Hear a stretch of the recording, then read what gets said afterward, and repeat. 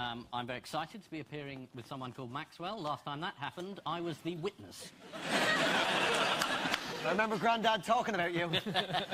Happy days. Great businessman, terrible swimmer.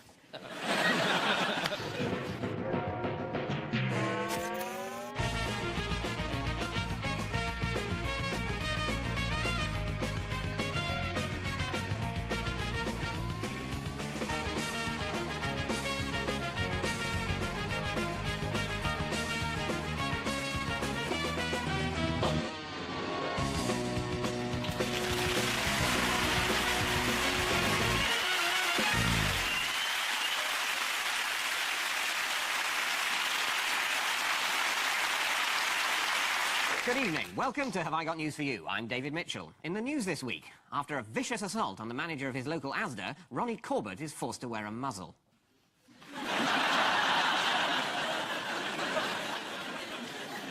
Labour MP Phil Woolers prepares for a showdown with the Prime Minister after denying he bought women's clothing on expenses.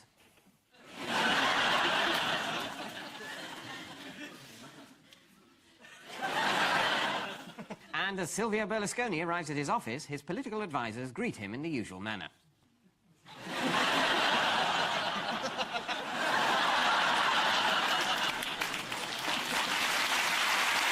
On Paul's team, a comedian whose outrageous behaviour and barefaced cheek have won him many accolades, including the Royal Bank of Scotland Award for Comedy, where he narrowly beats Sir Fred Goodwin. Please welcome Andrew Maxwell.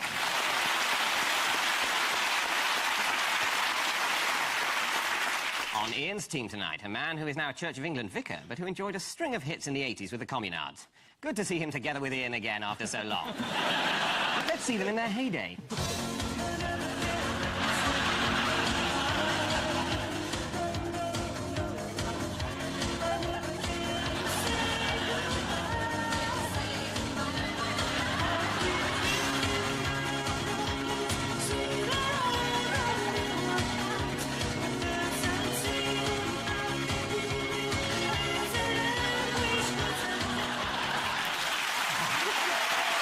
Please welcome the Reverend Richard Coles. And we start with the bigger stories of the week. Ian and Richard. Ah, yes. Julie Kirkbride, I think. Kilbride, Kirkbride. It's not important, she's gone. She's gone. I understand she's going to apply for the Oxford Professorship of Poetry, which has become suddenly vacant. Is that the Oxford professor there? That's David Van Day, and that's not. Was she in an 80s band? Alan Johnson. Yeah. I don't know. David Cameron, he's bringing the hammer down. It's goodbye to Julie. Going. Gone. Goodbye. It's day 900 of the expenses row. That's the main story, I presume, is Julie Kirkbride. What's she done that made her go? She's part of a married couple, and he resigned last week after this programme. Yeah. Well, lots of things happened after this programme.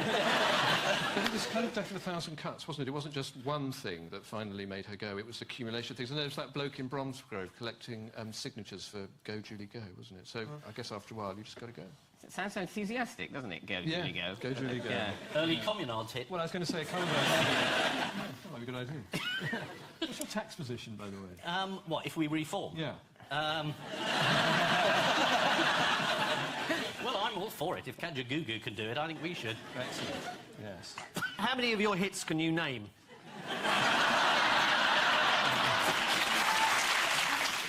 Don't Leave Me This Way. Yeah, that's one. They would be never... No cheating, Vicar. They say if you remember being in the Communards, you weren't really there. So. Well, that's actually true. So what were she and her husband up to, particularly? Well, they each claimed the other house was their second home. Yes, they were, I think it was called double dipping. Sounds like a sex act, but... Didn't she also employ her sister, who was supposed to be her secretary, but lived 100 miles away, which is kind of a commute to Bromsgrove? And her brother ran an IT company in the extension.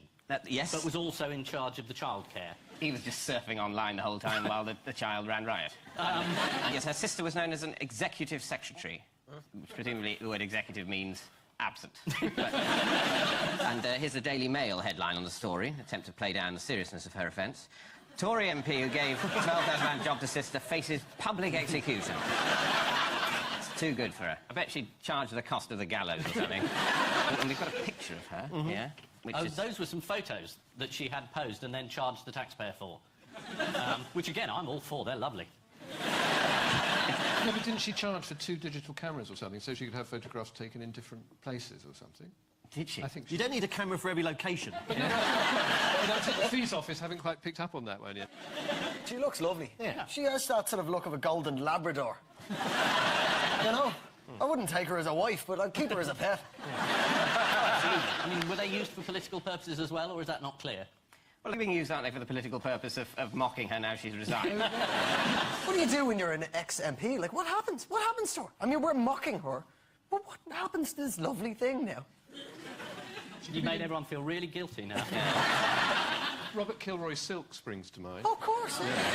And end up on I'm a Celebrity, Get Me Out of Here. Yeah. They could have a special political one. There's going to be about 300 of them looking for something. How about Catch in the Attic? Something like that. Catching 2 attics. Where's Esther Ranson planning to stand? Luton. Luton South. Yes, because Margaret Moran of Luton has also stepped down today. Oh, she's gone? Yes. What were people's issues with her? Didn't she have some dry rot done in her boyfriend's flat, which was in Southampton, even though she was in Luton? This is really fun. It's listening to a vicar gossip. It's really quite fun, isn't it? Didn't she, though, Reverend? I think we should get the kettle out and you can really spill the beans. Who's at the third house? She's got constituency house, second house. This is partner's house. Yes. And that was her excuse, wasn't it? Why have you claimed this on expenses? Because otherwise I'd never see my partner. I mean, if you've got dry rot, no one will go out with you. Well, yes, Esther Ranson wants to replace Margaret Moran, who's had to stand down, but as one local resident put it, that's life. And who else has fallen at the Well, moment? did you have David Van Day? Well, he's not yet an MP. Yes, he wants to become an MP because he's fed up with the way these local MPs behave. I met him once. He's a very peculiar man. He wore trilby indoors. Well, Really? Yeah, it was weird, man. Well, look, you'd wear a trilby if you had a haircut like that, wouldn't you? Be honest. I don't think that's human hair, is it? It's human, all right, but it shouldn't be on a head. Now he thinks he might be a good alternative to a morally questionable politician, but let's have a look at him on a recent edition of The Right Stuff. OK. Discussing his girlfriend. And oddly enough, she's got a show called, with Lizzie Cundy called So Would You Dump Me Now? Where they get a girl who's been dumped, take her back to the boyfriend after making her over and see if he takes her back. So Sue, because you'll be watching this, Sue, I've had enough. Honestly, I can't do this anymore. And I mean this sincerely. That I love you, but I'm not prepared to put up with this anymore. And so would I dump you now? Yes, I would. You've been dumped. David. Live on air, on TV, celebrity dumping. What? You're so dumped. Nice to see chivalry is not dead. Dead, yeah. I'm willing to bet that she doesn't exist. I think it's publicity on his part. Well, I think it was planned because he was actually looking down at his notes. He It's looks a like shame Sir he's Alan not. Sugar. Yeah. You're dumped. How unpleasant. I just don't like the idea of television producers out there hearing the word celebrity dumping. I think it's going to be on Channel 4. And that number on the screen, if we dial that, will he turn up? Is that... Yes, he delivers pizzas. We can't have him as an MP. No. I'm going to vote for Esther. Sorry, that isn't true. I think the question is, would we rather him or the guy with the duck island? Oh, the Duck Island. Duck Island, for me. Yes. Did he offer any explanation as to why the Duck Island would constitute a legitimate expense for parliamentary business? I'd love to have heard. Yes, I think he thought he could get away with it. Presumably it was something to do with the ducks, probably quacking in discontent, keeping him awake at night. If I was being annoyed by a duck, I can think of better things to do than build an island. You know, I mean, call me a barbarian, but, you know, there's a food called duck, and I don't think that's entirely a coincidence. But, you know what else he's splashed out on, other than a duck island? Badger Bridge? He had, in fact, a gold monogrammed well cover. Oh, that is nice. Now, I hey, think... listen, man, I don't know how you feel about that, but I think that's fresh, yeah? I'm gonna ring Haringey Council and get one of them on every manhole, blood. That's not on a manhole, that's on a well. You can't have your constituents falling down your well. That would be dreadful in the newspaper. MP, uncovered well, slaughters locals. Now, that's definitely nicer than any of my well covers that I have. If I lined up all my well covers, that would put them all to shame. Shoddy. Why is the J biggest? Yeah. Because it's Peter Viggers, isn't it? Sir Peter Viggers. Maybe that's what they call him around the way. Just Big J. Big J. Yeah. According to the Daily Telegraph, what have at least 7 government ministers been asking Dennis Bates to do? They actually got public money to help them fill out their tax returns, is that right? Yeah, including the Chancellor of the Exchequer. Really? Who's in charge of the Treasury. Oh. Those of us who are self-employed, we're not allowed to charge for an accountant to fill out our tax forms, so obviously we're not at all annoyed. To be fair, they're not charging for an accountant, they're charging for some guy. Because Dennis Bates is not an accountant. he's just Meg Munn, the MP's husband. He's just this bloke. Yeah, I'll do it. will you pay me? No, but you will get paid. How do you do that? I mean, how do you advertise, will do tax returns for members of Cabinet? It's a card in a newsagent's window, isn't it? I think so, yeah. Definitely. I once saw a card in a newsagent's window, frightened the life out of me. It said, massage in the oval area.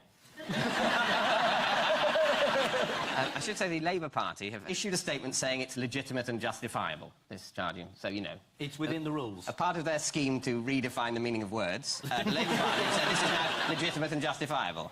You know, the 2 new dwarfs in the Labour Party panto. Legitimate, the one that steals things, and justifiable, the one that lies.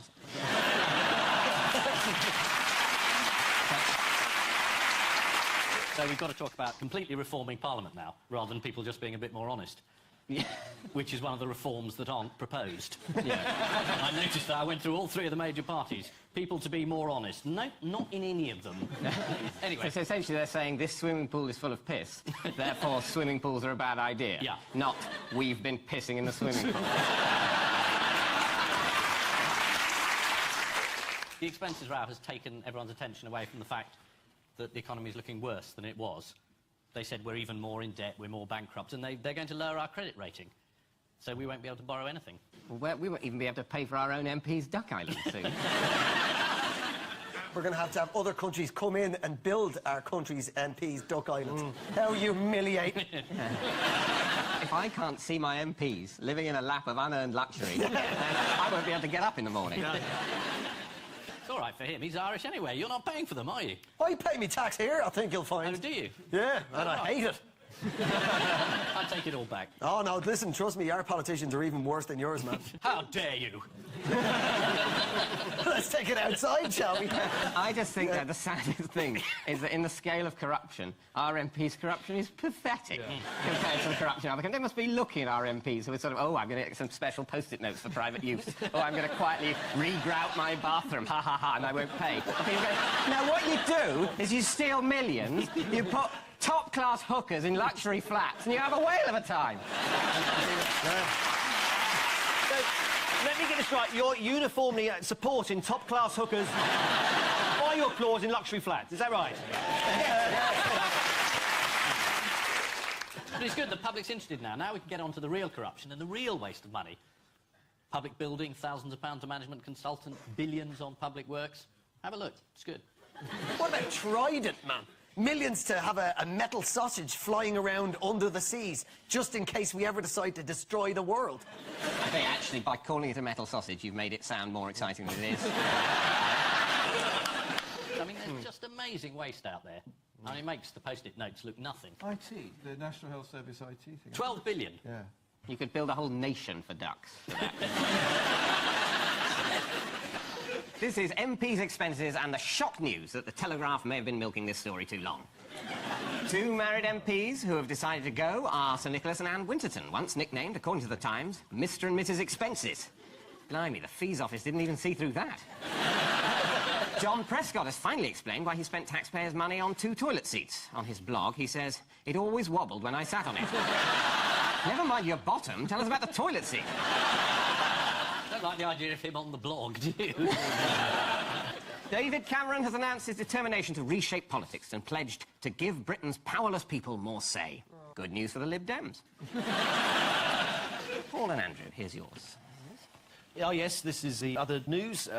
We applaud individuality in our country. There is this sick old man that's dragging us towards nuclear war. He hasn't got long to live and he wants the rest of us to join him. These are sort of, they're once again, a whole country of individuals. And here they... Yes, there. Yeah, here we are. And there they are fighting the invisible enemy, which they all imagine is right behind them. North Korea. North Korea. Yeah, lovely. They've exploded nuclear warhead underground. They've sent a couple of missiles towards Japan. They're going for it in a big way. He's bonkers, the little fella. He is. He's got his own road that nobody else is allowed to drive on. That's just a drive, isn't it? We should have killed him a long time ago. We were too busy looking for nuclear weapons in countries where there weren't any. Isn't Rather missing the ones that are there. I reckon if we actually faced him down, the whole thing would just drop like a deck of cards. Unfortunately, China's behind him. No, I don't think so. Aren't they starting to go, ooh, actually, your man... What, a bit mad? I think China are a bit worried about it. Really? Yeah, they're starting to get a bit Oh, like... well, you heard it here first. Big international shift. Well, see, I Twitter a lot with the Politburo in Beijing. Oh, with President who? Yeah, me and him were Twitter mates. I tell him what I had for breakfast, he tells me state secrets. Kim Jong-il has recently tested this rocket, Tai Podong-2, and it's a missile with a range of 3,700 miles, which could hit Alaska and therefore cause several pounds worth of damage. But let's hear how this was announced on Radio 5 Live. This is 5 Live. There's been widespread condemnation of North Yorkshire's decision to carry out... Dark days for Lancashire. How big is Kim's arsenal?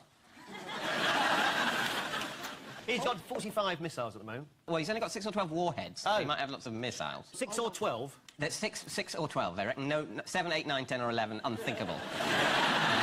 He says they're like eggs to him.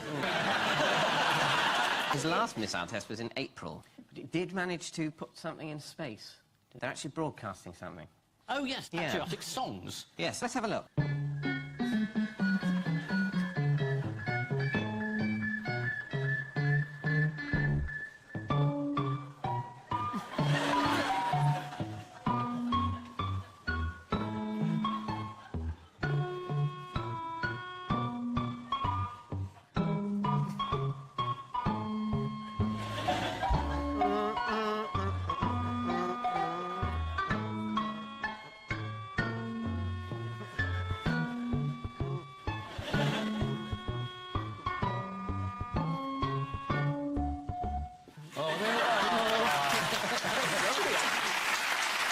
And he's a great music lover, isn't he? Do you know how he expresses himself musically?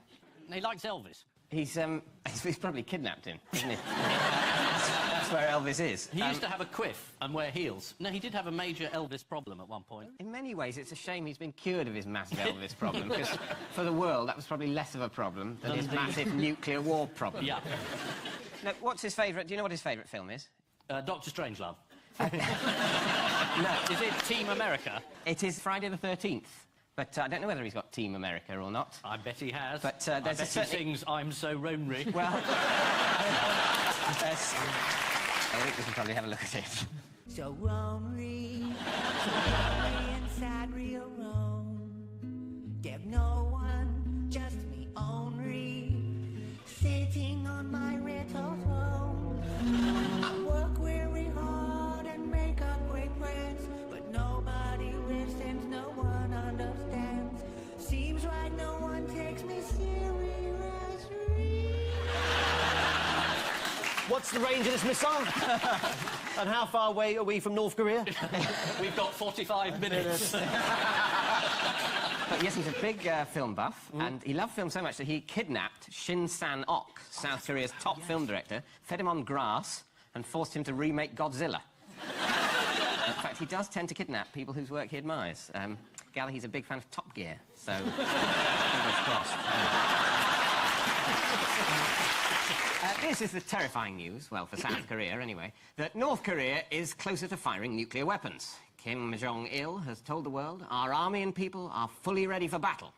Except you, obviously. I reckon I could have him. He looks like the woman who played the grandmother in the Golden Girls.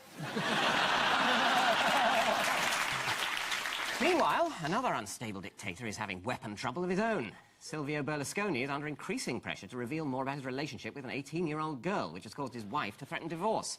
He usually gets away with inappropriate behaviour with young girls because he controls most of the Italian media. Basically, it would be like Gordon Brown owning the BBC and half the tabloid and trying to get off with Peaches Geldof. And frankly, at this stage, it's something he might as well try. So, at the end of that round, it's 2 points each. Excellent.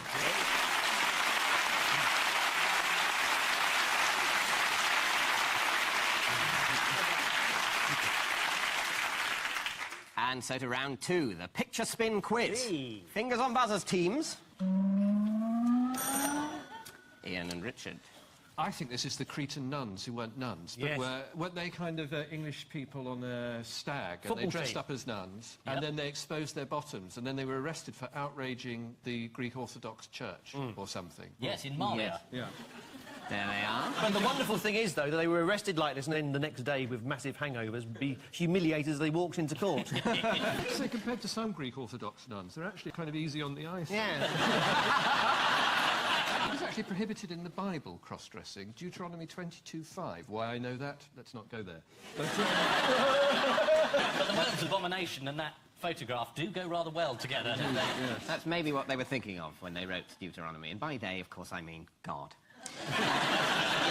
They say they weren't drunk. Mick Underhill, who's their spokesman, said, "There's no way that we were flashing. It's been a bit of an ordeal. The lads have been badly affected. It was a horrible experience." He added, "We'd do it again." And which other prisoners made the news this week? Is Mandela out yet? Some French prisoners are set to cycle 1,400 miles yes. around the country in the first ever penal version of the Tour de France. Wonder if did they get any time off their sentence for this? No, I don't think so. Well, I mean, presumably they get potentially all of it off if they decide I'm going left rather than right. 17 male British tourists were arrested in Crete for dressing as nuns, carrying crosses, wearing thongs and allegedly mooning. According to one of the nun impersonators, we were locked up for 2 days in a concrete cell. You should try being a real nun.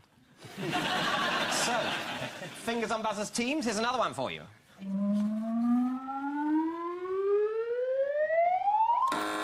Paul and Andrew. Now, is her name Ruth Padell, is it? She was made the Professor of Poetry at Oxford, and she recently won it against Derek Walcott, who withdrew from the competition when some news pamphlets were put around referring to him coming on strongly to a female student sometime in the early 1980s. She said he was discredited, these sexual harassment charges, but they were nothing to do with me. And then it turned out that they were something to do with her, and that she'd emailed various newspapers saying, why don't you look at what he was up to in a previous life. She said she's very sorry if anything she did could be misconstrued. I'm sorry if it was misconstrued. I was terribly rude. It's a long time since poetry got on this show. There was a young man from Bombay who took a slow boat to China one day. He was pinned to the tiller by a sex-starved gorilla, and China's a bloody long way. I'm officially announcing my candidacy to be the Oxford Chair of Poetry. But yes, poetry is very prominent at the moment, suddenly. BBC banging on about poetry a lot, aren't Yeah, they? poetry season. Yeah. For those of you who are not watching Simon Cowell, there have been a range of rather good programmes on about poetry. The question is, though, would it be better just sort of getting all the people who are watching it into a room instead? Or... Just because it's got a small audience doesn't mean it's bad. The Church of England, too. If there's anything we can learn from watching television and looking at the viewing figures, it's that people like real crap. Staunch feminist writer Jeanette Winterson saw Padell's fate as part of a patriarchal conspiracy rather than a result of her underhand behaviour. This is a way of reducing women. It wouldn't have happened to a man. She wittered. Fingers on buzzers, teams.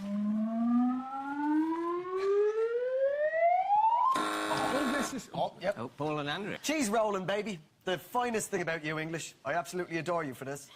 You get yourself a big hunk of cheese, you go to a very steep hill, I believe it's in Gloucestershire. Yep. And you roll that cheese, and then you run down the hill, you break your spine in the name of cheese. Well, shall we have a look at the Yeah, event? please.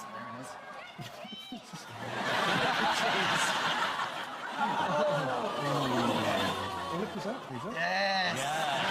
But to be fair, there's now an economic imperative to get the cheese in order to have something to eat. Apparently, it's not the run down the hill after the cheese that takes it out of the competitors. It's the long climb back up for the crackers and the celery.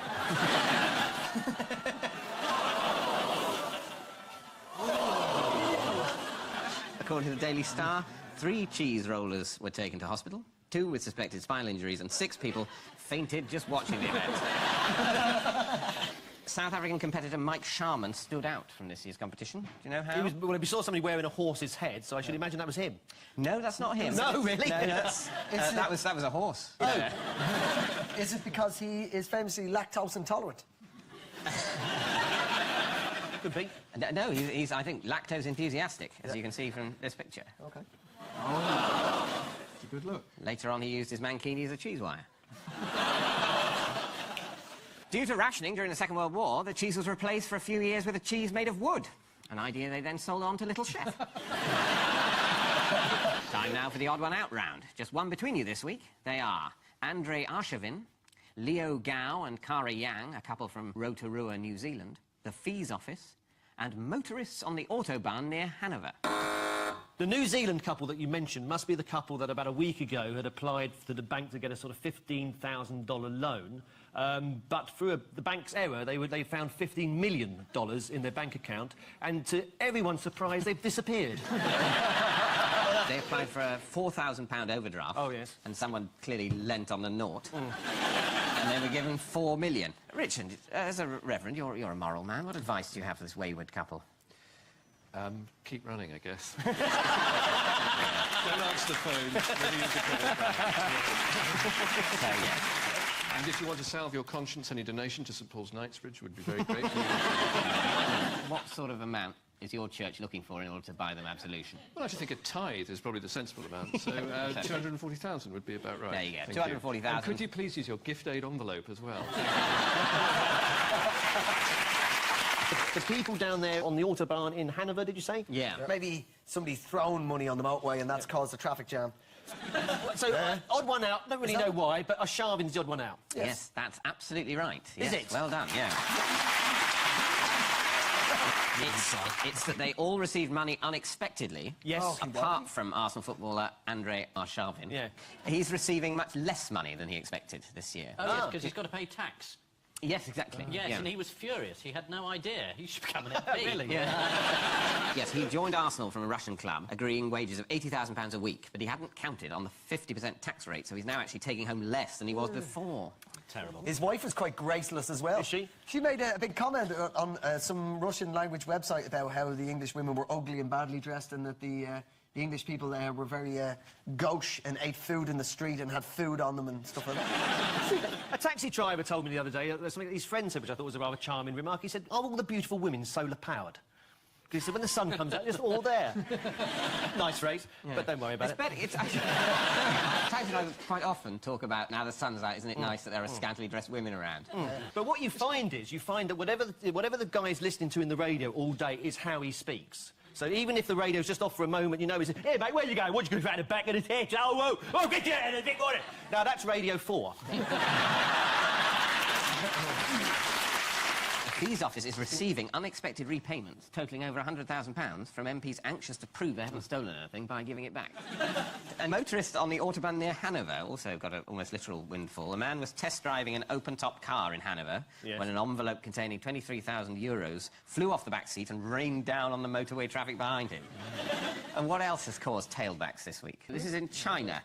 Yeah, Panda got a hold of a motorbike and... No, it was a man in China who threatened to commit suicide and climbed a bridge. Oh, in I order did to read jump. this. Yeah, Yes, someone pushed him off. No. He did. He was a bloke climbed halfway up a bridge and was threatening to jump off and held up the traffic. And one of the drivers, so irritated by this, he ran up the bridge and pushed the guy off. Yeah. Did the guy survive this? Yeah, he landed on an airbag, which was the good news, wasn't it? Yeah, Lai Jiansheng, 66, said he was fed up with the suicidal man's selfish activity. Mr. Lai is then said to have broken through the police cordon, climbed to where Mr. Chen sat, greeted him with a handshake, and then pushed him off the edge. Time now for the Missing Words round, which this week features as its guest publication, Sudoku Selection, the UK's #1 Sudoku mag. Basically, you put the numbers 1 to 9 randomly into an empty square, and a couple of weeks later, the Fees Office gives you that amount of money. And we start with, wrong trousers make police women what? Look like horses from the back. Sterile? They are they're tight trousers. They're very tight. Useless at Sudoku. No, the answer is look like Simon Cowell. The British Association of Women in Policing has complained about the trousers' high waistband. The police spend a lot of time developing the style of their uniforms. For example, the G20 riot police prefer a classic, simple look that isn't cluttered up with lots of fussy detail, such as ID numbers. Next, question, how do you get your own back on estate agents? Put a house on the market which doesn't actually belong to you. And don't tell them until all the paperwork's been done. No. Live in a cave. No. Live in a tent. You're riffing on my cave theme, sir. Yeah, sorry. No, the answer is make them the villains in CSI. Of course. A CSI writer and producer has been sued by 2 estate agents for using their names for a dysfunctional couple in one episode. According to The Independent, the characters engaged in a reckless lifestyle of sexual bondage, pornography, drunkenness, marital discord, depression, financial straits, and possibly even murder. Sorry, but how is any of that worse than being an estate agent? Next. Burping lambs what? Startled cows. Cause awkwardness at dinner party. So is it win final of Britain's Got Talent? It is, in fact, burping lambs blow roast off menu. Government advisors are developing menus to combat climate change by cutting out high-carbon emission food such as lamb. The chief executive of the Committee on Climate Change is David Kennedy. According to the Sunday Times, Kennedy has stopped eating his favourite doner kebabs because they contain lamb. Next, Mum, I've accidentally what? Shoved an ice cube up a squirrel. I'd love to know how that could be done accidentally. Oh, yeah. Mum, I've accidentally put you down as my secretary in my expenses. I've accidentally had a sex change operation. It's got nothing to do with this, I'm just announcing it to the nation. I used to be a man, did you know? I used to be a man. You're a lovely-looking woman. Oh, I know, and I. The answer is bought an £8,000 digger on eBay. Oh, yes. Oh, God. This is a toddler who clicked on his mum's eBay page when she wasn't looking and ended up putting in the winning bid for a mechanical digger. An unlikely sequence of events, but a handy excuse for Dad when all that porn turns up in the post. Next, what will leave you isolated, bizarrely dressed and a little bit crazy? Living on a desert island as a transvestite. Is it getting ordained?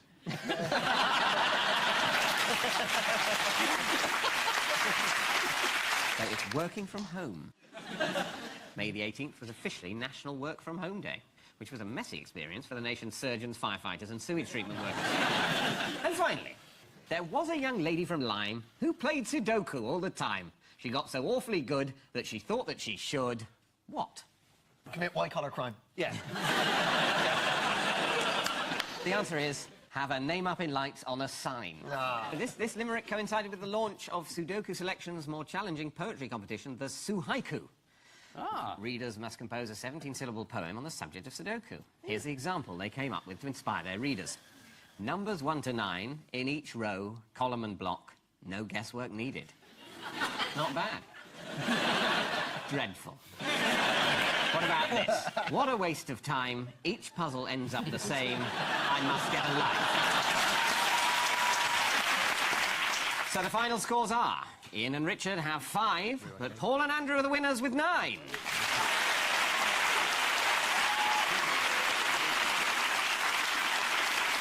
But before we go, there's just time for the caption competition. Ian and Richard have this.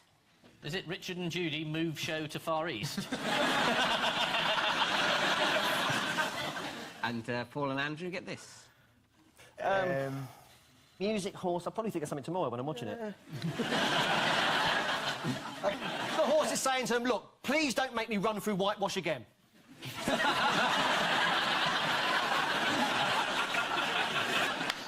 Shergar and Glenn Miller finally found. I leave you with news that in Sheffield, with MP's expenses under scrutiny, David Blunkett reluctantly decides to let his gardener go.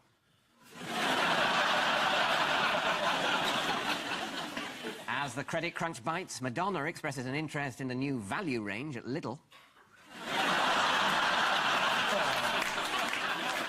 And as John Prescott relaxes on the beach in Goa, hotel staff prepare his chicken korma. Good night.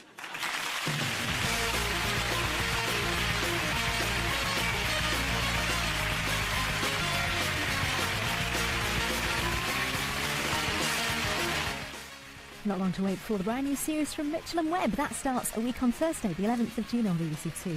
Back to tonight, now that Caroline Duffy has been appointed to her new role and picked up her 650 bottles of sherry in payment, Ian Hislop is back to explore the job of Poet Laureate in an hour. And that's after a look at the funny side of the news, which is next on BBC Two.